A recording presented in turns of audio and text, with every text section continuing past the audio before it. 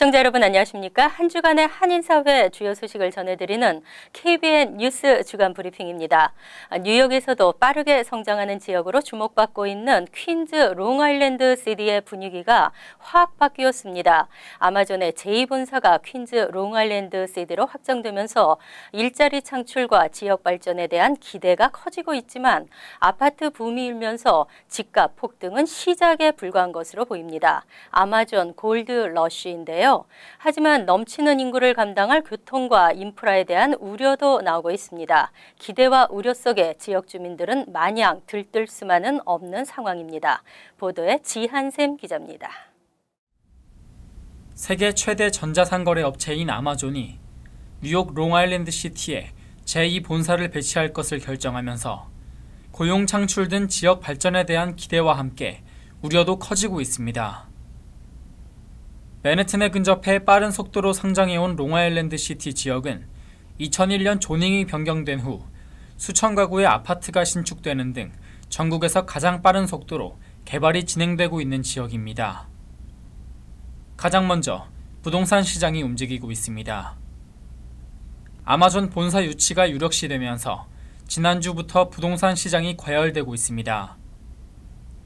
부동산 중개 웹사이트 스트리치에 따르면 지난주 초 매물 관련 문의가 295% 증가했고 주말에는 400%까지 늘어났습니다. 부동산 가격 상승과 렌트 인상으로 지역 서민들과 소상인들의 피해는 피하기 어려울 것으로 보입니다. 지역 인구가 갑자기 늘어나면서 공공인프라 부족에 대한 우려도 커지고 있습니다. 당장 과밀학급과 대중교통, 교통체증 등으로 지역 주민들의 불편이 예상됩니다. 빌 드블라지오 시장은 지난 1일 1억 8천만 달러 규모의 롱아일랜드 시티 인프라 개발 계획을 발표하고 학교와 교통, 수질 개선 등을 약속했지만 프로젝트가 완료되기까지 상당한 시간 소요가 예상됩니다. 뉴욕시가 아마존에 제공하는 인센티브도 과다하다는 지적도 나오고 있습니다. 최소 10만 달러에 달할 것으로 예상되는 인센티브는 12년 동안 직원 1명당 3,000달러의 세금 공제 혜택을 제공합니다. 지역 정치인들까지 지역 주민의 세금이 인센티브로 사용되는 데 반대하고 있습니다. 한편 시티그룹은 롱아일랜드 시티에 위치한 시티타워를 아마존에 제공한다고 발표했습니다. 현재 근무 중인 직원 중 1,100여 명을 다른 지역으로 옮기고 100만 스퀘어핏 건물의 3분의 1 정도를 아마존에 비워주기로 했다고 밝혔습니다. KBN 뉴스 지한샘입니다. 사랑의 터키 한미재단이 올해도 어김없이 불우 이웃들에게 온기를 전했습니다. 모두 함께 따뜻한 추수감사절을 보낼 수 있기를 바라면서 10,000파운드의 터키를 나눴습니다. 저소득층 가정의 터키와 함께 작은 정을 나누는 사랑의 터키 한미재단이 오늘 32회 터키와 쌀 전달식을 열었습니다. 오늘 오후 잉그루드 세인트 폴 교회에서 진행된 전달식에는 사랑의 터키 한미재단 전상복 회장과 마이클 윤 저지시티 시의원, 뉴저지 지역 내 봉사단체 등이 참석했습니다. 전상복 회장은 최근 한인 상권 내 불경기가 이어지고 있는 중에도 불구하고 많은 분들의 관심과 지원으로 목표로 했던 터키 3만 파운드와 쌀 1,000포대 확보에 근접하고 있다며 터키 구매에 힘써준 마이클 윤 시의원과 큰 지원금을 전달한 장순길 사범 등 한인 사회에 감사의 뜻을 전했습니다. 비가 오고 굉장히 날씨가 추워졌는데도 이분들이 약속을 지키고 이렇게 행사에 참석해 준 걸 감사하고 그리고 계속 이걸 해야겠다는 생각을 가져봅니다. 사랑의 터키 한미재단은 오늘 뉴저지 각 지역 봉사단체 16곳에 10,000파운드의 터키를 전달했고 오는 16일에는 뉴욕으로 건너가 맨해튼 시티아비스트 처치와 플러싱 말스 언약교회에서 10,000파운드의 터키를 전달하게 됩니다. 또 12월 3일에는 한인 이웃들을 위해 쌀 1,000포대와 나머지 터키 10,000파운드를 전달할 계획입니다. KBN 뉴스 지한샘입니다. 뉴저지 한인회가 차기 회장 인선에 난항을 겪고 있습니다. 후보 등록 기간을 늘리는 등 관심을 가져줄 것을 당부했지만 아직까지도 후보자가 나오지 않은 상태입니다. 선관위는 27일까지 등록 기간을 연장했습니다. 지한샘 기자입니다. 뉴저지 한인회 선거관리위원회는 지난 9일 후보 등록 마감일까지 회장 선거 입후보자가 한 명도 나타나지 않아 후보 등록 기간을 오는 27일 오후 5시까지 연장하기로 결정했다고 밝혔습니다. 이에 따라 30일로 예정돼 있던 한인회장 선거도 12월 14일로 연기됐습니다. 손호균 선거관리위원장은 최근 중간선거 등 굵직한 이슈들이 이어지면서 뉴저지 한인회장 선거 홍보가 제대로 이뤄진 것 같지 않다며 이번 중간선거를 통해 다수의 한인 정치인이 탄생하고 뉴저지 한인 인구가 지속적으로 증가하는 추세에 있는 만큼 이들을 연결할 수 있는 뉴저지 한인회의 역할이 매우 중요하다며 후보들의 참여를 당부했습니다.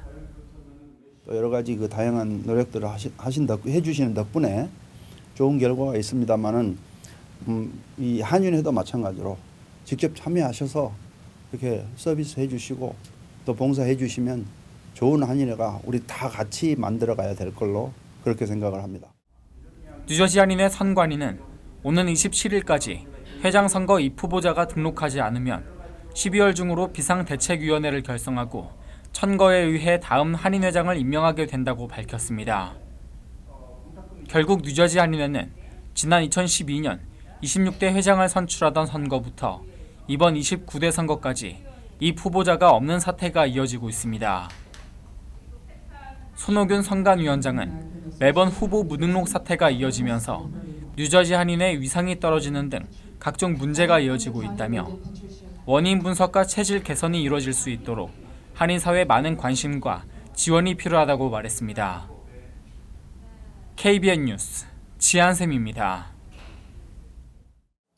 내년 1월 차기 의회가 개원하기 전 국경 장벽 예산안을 비롯한 각종 이민 현안들에서 민주당과 공화당의 충돌이 예상됩니다. 공화당은 이 레임덕 회기에 각종 현안을 밀어붙이겠다는 전략입니다. 내년 1월부터 시작하는 차기 의회부터는 민주당이 하원을 장악하게 됨에 따라 13일 시작된 의회가 레임덕 회기에 놓였습니다. 트럼프 대통령과 공화당은 이 레임덕 회기에 국경 장벽 등 현안 등을 통과시켜야 하는 절박한 상황에 놓이게 됐습니다. 국경 장벽 예산안 확보는 재선을 노리는 트럼프 대통령이 지난 2016년 대선에서 최대 공약으로 내걸었던 것이기도 하고 이번 레임덕 회기에 확보하지 못하면 민주당이 하원을 장악하는 앞으로 2년간은 기대조차 하기 어렵기 때문입니다. 때문에 250억 달러에 달하는 국경 장벽 예산에 대해 트럼프 대통령은 밀어붙이는 전략을 하원 공화당은 강력한 뒷받침을 계획하고 있습니다. 하지만 민주당이 반발하면 50억 달러 타협안으로 의회를 강하게 압박하는 보관도 세우고 있는 것으로 알려졌습니다. 보수 성향 온라인 매체 매클러치닷컴은 이번 레임덕 회기는 국경 장벽 예산안이 가장 큰 쟁점이 될 것이며 그로 인한 정부 폐쇄 위기를 예고했습니다. 또 한편으로는 국경장벽 예산안과 다카 구제안을 맞바꾸는 빅딜 관측도 나오고 있습니다. 항소법원이 다카 유지를 판결했지만 보수파로 기운 연방대법원이 다카 폐지를 결정할 가능성도 있어 민주당이 빅딜 타협안을 외면하기 어렵다는 지적입니다. 뉴욕주 불체자 운전면허 발급이 현실화될 수 있을지 기대됩니다. 그동안 법안 통과에 번번이 실패하면서 재추진되는 것인데요. 주지사의 서명 의사가 전해지면서 탄력을 받고 있습니다. 알폰소 데이비 주지사 법률고문은 지난주 열린 주의회 히스패닉 의원총회에서 법안이 주의회를 통과하면 주지사가 서명할 것이라고 말했습니다. 불체자에게 운전면허를 허용하는 법안은 여러 차례 의회에 상정됐으나 번번이 주 상원에서 무산됐었습니다. 올해 2차례 상정된 관련 법안 모두 위원회 심의 절차도 거치지 못했습니다. 하지만 이번 중간선거 후 의회의 변화와 당시 반대했던 의원들이 지지 의사를 밝혔습니다. 밝히고 있는 상황이어서 이민자 커뮤니티의 기대는 그 어느 때보다 큰 것으로 나타났습니다. 이민자 단체들은 내년 회기에 이 법안이 우선적으로 처리되기를 기대하고 있습니다. 이 법안은 주 차량국의 운전 면허증 발급 관련 규정 가운데 502조 1에서 7항을 개정하는 내용입니다. 신청자의 사회 보장 번호나 시민권 여부 등을 묻지 못하도록 하고 외국 정부가 발급한 신분증을 인정하며 사회 보장 번호가 없는 경우에는 이유를 적은 진술서로 대체할 수 있도록 하고 있습니다. 특히 주지사가 법안 서명 의사를 간접적으로나마 밝힌 것은 이번이 처음입니다. 한편 현재 전국 12개 주와 워싱턴 DC가 불체자에게도 운전면허증을 발급해 주고 있습니다. 무거운 처벌이 내려지는 음주운전은 생명을 담보로 한다는 점에서 당연한데요. 하지만 음주운전 측정기를 신뢰할 수 없다면 문제는 달라집니다. 한 경찰의 부정행위가 경찰에 대한 신뢰를 무너뜨렸습니다. 13일 뉴저지주 법원은 주 경찰 소속 마크 데니스 경사에게 제기된 소송에 대해 주 경찰이 음주운전 단속에 사용한 음주 측정기의 측정 수치를 증거로 채택할 수 없다는 판결을 내렸습니다. 이로써 음주운전을 하다 적발된 2만여 명에게 뜻밖의 사면의 길이 열렸지만 이미 판결을 받은 운전자들의 항소가 이어질 것으로 우려됩니다. 데니스 경사는 2년 전 음주 측정 시 수치가 높게 나오도록 음주 측정기를 조작한 혐의로 기소됐었습니다. 법원과 경찰은 즉각적으로 반응을 보이지 않고 있지만 조만간 일선 검사들에게 음주운전 관련 기소에 대한 지침을 내릴 것으로 보입니다. 다만 최근 음주 단속으로 적발된 운전자에 대해 자동적으로 혐의가 없어지는 것은 아닙니다. 법원과 경찰이 앞으로 이 문제를 어떻게 처리할 것인지에 관심이 모아지고 있습니다. 검찰은 재판에서 2008년에서 2016년 사이 미들섹스, 맘머스, 오션, 썸머셋, 유니온 카운티에서 2667명이 조작된 음주 측정기를 통해 적발됐다고 밝혔습니다. 법조계는 이번 조작 사건으로 경찰에 대한 믿음이 무너졌다며 우려의 목소리를 냈습니다. 대중교통의 두 축, 전철과 버스인데요. 여러 장점에도 불구하고 잦은 고장과 교통 정체 등으로 연착의 문제가 해결되지 않고 있습니다. 뉴저지 트랜짓이 열차 연착 시 요금 환불 의무화를 추진합니다. 최근 낸시 무노즈 주 하원 의원은 뉴저지 트랜짓 기차가 예정보다 1시간 이상 늦게 도착할 경우 요금 전액을 환불하도록 하는 내용을 골자로 하는 법안을 상정했습니다. 수많은 승객들은 반복되는 대규모 열차 지연과 취소로 인해 큰 불편을 겪고 있지만 별다른 보상 체계가 없거나 과정이 복잡해 환불을 포기하는 경우가 많습니다. 무노즈 의원은 승객들에게 불편을 감수하라고 요구할 것이 아니라 그에 따라 적합한 보상이 필요하다고 말했습니다. 특히 뉴욕과 뉴저지를 오가는 통근자의 경우 열차에 의존할 수밖에 없기 때문에 트랜짓은 요금 환불 등 보다 책임 있는 모습을 보여야 한다고 주장했습니다. 법안은 현재 공화당 의원들을 중심으로 추진되고 있습니다. 하지만 법안 성사를 위해서는 민주당 측의 협력이 필수적으로 알려졌습니다. 이와 관련해 트랜짓 대변인은 계류 중인 법안에 대해서는 입장을 밝힐 수 없다고 말했습니다. 한편 13일 오전 출근길 맨해튼 펜스테이션을 향하는 뉴저지 트랜짓 기차 운행이 최대 60분간 지연 운행됐습니다. 승객들은 소셜미디어 등에 끔찍한 서비스라며 불만을 쏟아냈습니다. 명문대 조기 전형 지원자 수가 해마다 늘면서 합격률이 떨어지고 있습니다. 좁은 문이 더 좁아지고 있습니다. 예일대 2019년 가을학기 입학 조기 전형 지원자는 전국 50개 주와 전 세계 100개 이상의 국가에서 몰리면서 모두 6,020명으로 나타났습니다. 전년 대비 5% 증가한 수치로 예일대가 조기 전형을 도입한 이후 사상 최다 기록입니다. 브라운대 조기 전형 지원자 수 증가율도 두 자릿수를 기록한 것으로 나타났습니다. 브라운대는 올해 조기 전형에 4,169명이 지원해 전년보다 11%나 증가했다고 밝혔습니다.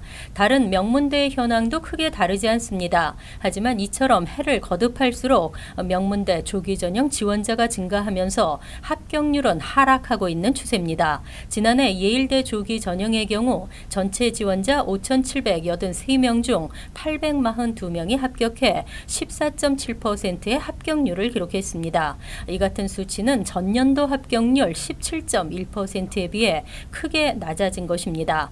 하버드대는 지난해 조기 전형에서 6,630명이 지원해 이 중 14.5%인 964명만 합격했고 프린스턴, 브라운 등 다른 아이빌리그대도 지난해 조기 전형 합격률이 전년보다 낮았습니다. 한국의 주택 임대차 보호법은 국민의 주거 생활 안정을 보장하는 법입니다. 그런데 그 보호 대상에 대한 규정이 혼선을 빚고 있습니다. 쟁점은 재외동포법상 재외 국민의 국내 거소 신고가 주민등록과 같은 법적 효과를 가질 수 있느냐의 문제인데요. 한국 대법원이 전원 합의체에 그 판단을 유보하면서 재외 국민들의 관심이 집중되고 있습니다.